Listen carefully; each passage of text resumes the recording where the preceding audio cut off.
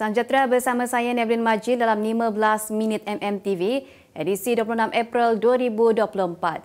Kita ke berita utama. Ahli akademik yang disifatkan sebagai mediocre sekolah atau diterjemahkan sebagai bertaraf biasa sepatutnya tidak perlu dibawa masuk ke Malaysia sebagai pensyarah pelawat.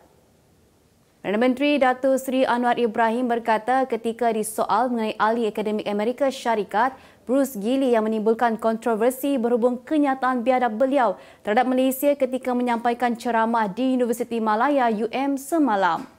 Tindakan UM sebelum ini yang menjemput Gilley, seorang profesor politik dan hal ehwal global di Universiti Portland, Amerika Syarikat, menerima kecaman ramai selepas ucapan beliau menuduh ahli politik Malaysia yang menyokong perjuangan Palestin sebagai penyebar kebencian terhadap Yahudi.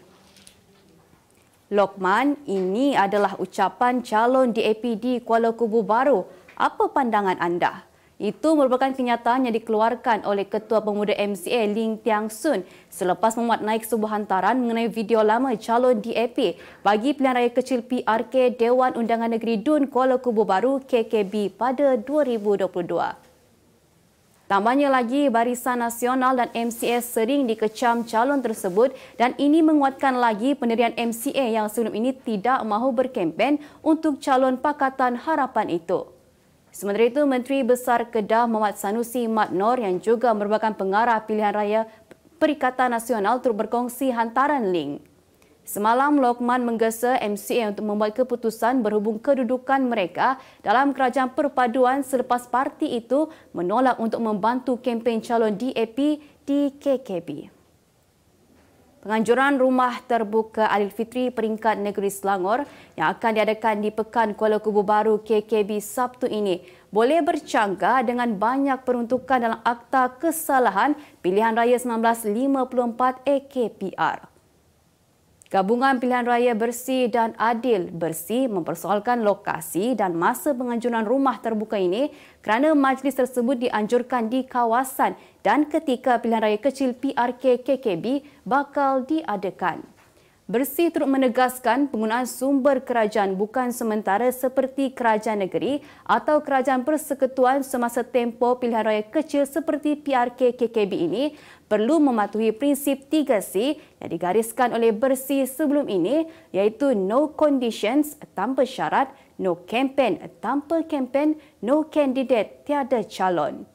Badan Pemantau itu juga mengingatkan parti-parti politik atau mana-mana calon yang ingin bertanding dalam pilihan raya itu dan bercadang untuk mengajukan majlis rumah terbuka peringkat parti atau kapasiti masing-masing supaya tidak berbuat demikian kerana aktiviti tersebut adalah bercanggah dengan AKPR.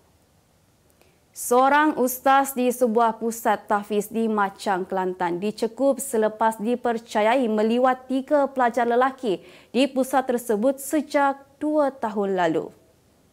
Suspek yang berusia 39 tahun itu ditahan pada 16 sehingga 22 April lalu untuk membantu siasatan.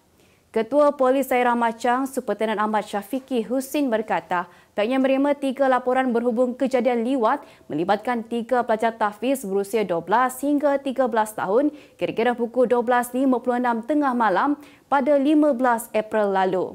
Beliau memberitahu kes disiasat mengikut Seksyen 377C Kanun Keseksaan kerana meliwat.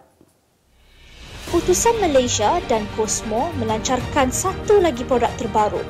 Apa yang ada dalam Iklaneka? Ia adalah platform yang tepat dan efektif untuk mengiklan antaranya pelbagai jenis notis, cautan kosong, hartanah, tender, kenderaan, mencari wali atau waris dan pelbagai lagi. Apa yang anda cari? Semuanya ada di sini. 2 dalam 1. Layari iklaneka.utusan.com.my. Seorang peniaga didenda RM23,000 oleh Mahkamah Session Taiping selepas membuat hantaran jelik berkaitan tragedi nahas 2 buah helikopter Tentera Laut Diraja Malaysia TLDM. Tertuduh Muhammad Syaifuddin Syafiq, 36 tahun, juga berdepan hukuman penjara 3 bulan jika gagal membayar denda berkenaan. Mengikut pertuduhan, tertuduh yang telah berkahwin itu didakwa secara sedar membuat dan memulakan penghantaran komunikasi jelik dengan niat untuk menyakitkan hati orang lain melalui perkhidmatan aplikasi X menggunakan nama Saifuddin Syafiq alias Sai Syafiq. Pertuduhan terhadapnya dikemukakan mengikut Seksyen 233-1-E Subseksyen 2 Akta Komunikasi dan Multimedia 1998 dan boleh dihukum di bawah Seksyen 233-3 Akta sama. Seksyen itu memperuntukkan hukuman denda RM50,000 atau penjara tidak lebih 1 tahun atau kedua-duanya sekali dan juga boleh didenda selanjutnya RM1,000 bagi setiap hari kesalahan itu diteruskan selepas pensabitan. Dengan rendah hati saya seikhlasnya memohon maaf kepada Bella Astila atas segala-gala yang berlaku. Itu kenyataan pelakon Rohainis apabila membuat permohonan maaf secara terbuka kepada Bella Astila atas kemelut yang berlaku. Rohainis atau nama sebenar Nur Rohainis Fariha Zainul Ilyas, 32 tahun, juga meluahkan hasrat ingin bersemuka dengan isteri kepada Alif Aziz itu bagi menyelesaikan kekecohan yang berlaku sejak 9 Mac lalu. Menerusi hantaran Instagram story-nya pagi tadi, dia turut berharap pertemuan empat mata bersama Bella dapat disertai Sarah Yasmin bagi melancarkan lagi proses penyelesaian masalah yang kecoh di media sosial ketika ini. Bagaimanapun, wanita yang berasal dari Singapura itu bertegas enggan menerima permohonan maaf Rohainis. Katanya peluang untuk bercakap jujur sudah diberikan kepada pelakon drama Hello Mr. Perfect itu dan segala permintaan serta ruang perdamaian yang ditawarkan Rohainis sudah tertutup. Berita luar negara, seorang model tertua di China, Wang Deshun, masih gagah dan mampu memukau ramai penggemar fashion di pentas peragaan pada usia 88 tahun. Awal bulan ini, datuk terhangat di pasaran itu sekali lagi mencuri perhatian dunia ketika berjalan di pentas Minggu Fashion Shanghai memperagakan koleksi terbaru musim sejuk dengan sosok tubuhnya yang masih tegap dan bergaya.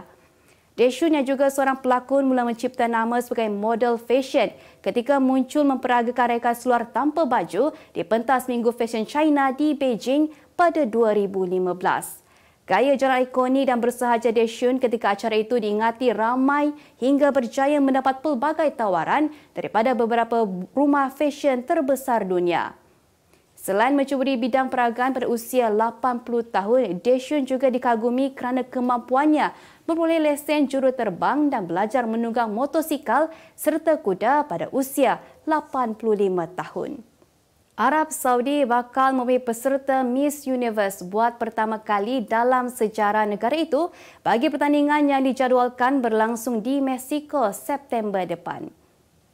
Seorang model fashion dan pempengaruh dari negara itu, Rumi Al-Qahtani, mendakwa telah dipilih untuk menyertai pertandingan tersebut. Kenyataan tersebut sekaligus mengundang kekecohan dalam Instagramnya apabila dia memberitahu secara terhormat untuk mewakili Arab Saudi dalam pertandingan berprestij itu. Menurut penyelaras perhubungan antarabangsa organisasi itu, Maria Jose Unda, pertubuhan Miss Universe sedang menjalankan proses saringan ketat untuk melayakkan calon-calon yang berpotensi dianugerahkan franchise bagi mewakili negara tersebut. Kemas kini pengetahuan anda tentang isu ekonomi dan pasaran. Merangkumi sektor hartanah, perniagaan, keuangan, komoditi, IKS, halal niaga dan dunia korporat. Sentiasa ikuti perkembangan ekonomi semasa di dalam dan luar negara. Semua informasi terkini hanya di hujung jari. Dapatkan edisi ringgit setiap Isnin hanya di Akhbar Utusan Malaysia.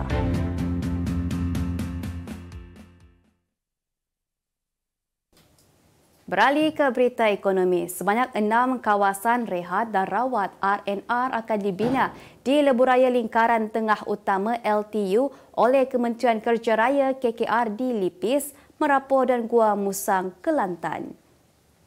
Timbalan Menteri Sumber Manusia Datuk Seri Abdul Rahman Mohamad berkata, antara kawasan cadangan di Lipis termasuklah Kampung Relong, Kecau, Merapoh dan beberapa lokasi strategik lain. Menurutnya, projek R&R yang dijangka siap pada tahun 2026 itu bakal memberi kemudahan kepada pengguna jalan raya sekaligus menjamin keselesaan serta kebersihan buat mereka yang singgah berehat di situ.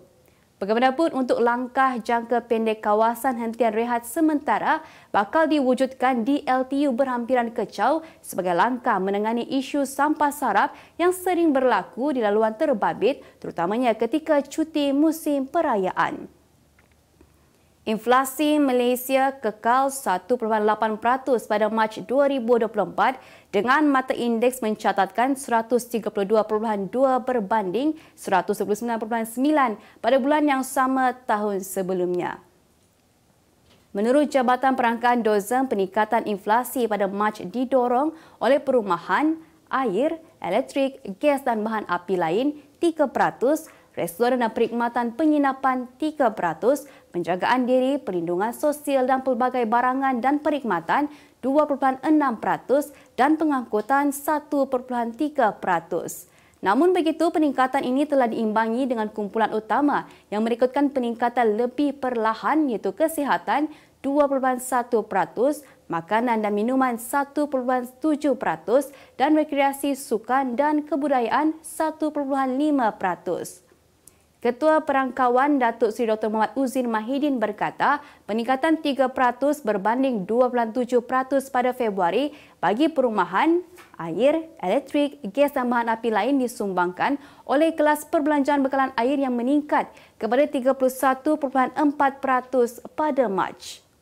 Berita sukan, skuad bola sepak bawah 23 tahun B23 Indonesia mencipta sejarah tersendiri apabila menewaskan gergasi Asia Korea Selatan 11-10 menerusi penentuan sepakan penalti untuk mara ke pentas separuh akhir Piala Asia bawah 23 tahun 2024 di Qatar awal pagi tadi. Perlawanan yang cukup dramatik ditunjukkan oleh kedua-dua pasukan selepas masing-masing terikat 2-2 setelah bertarung lebih 120 minit. 2 gol sang Garuda dijaringkan oleh Rafael Struijk pada minit ke-15 dan minit ke-45, manakala 2 jaringan Korea Selatan pula menerusi gol sendiri Komang Teguh pada minit ke-45 serta Jeong Sang-bin pada minit ke-84 sebelum perlawanan diheret ke masa tambahan.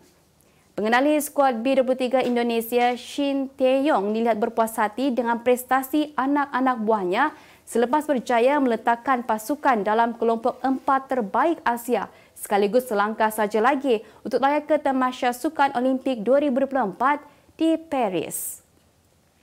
Muhammad Azim Fahmi masih lagi berpeluang dalam misi untuk mencatat masa bawah 10 saat untuk layak secara merit ke Sukan Olimpik Paris 2024 apabila mempunyai baki 4 peluang menerusi kejohanan olahraga di Amerika Syarikat. Azim yang juga pemegang rekod kebangsaan akan beraksi hujung minggu ini dalam acara kegemarannya 100 meter pada kejohanan di LSY Invitational di Los Angeles. Pengarah Kejurulatihan Kesatuan Olahraga Malaysia KOM Robert Ballard berkata, badan induk itu terus membantu dan memantau pencapaian Azim serta peluangnya untuk layak ke Paris berdasarkan catatan masa dan ranking kedudukan sebelum tarikh akhir pada hujung Jun ini. Pelari berjenegara itu bakal berdepan dengan jadual padat menerusi 2 kejohanan pada Mei ini iaitu kejohanan SEC di Florida dan kejohanan NCAA Preliminary Selection 10 sebelum kembali ke tanah air untuk menyertai terbuka Malaysia pada 14 hingga 16 Jun depan. Sebagai penutup 15 minit MMTV hari ini, saksikan laporan cuaca esok Sabtu 27 April 2024. Jangan lupa dapatkan akhbar utusan Malaysia dan Kosmo untuk berita-berita terkini dan menyeluruh. Sekian sahaja daripada saya, Nevlin Majil. Salam sejahtera dan selamat berhujung minggu.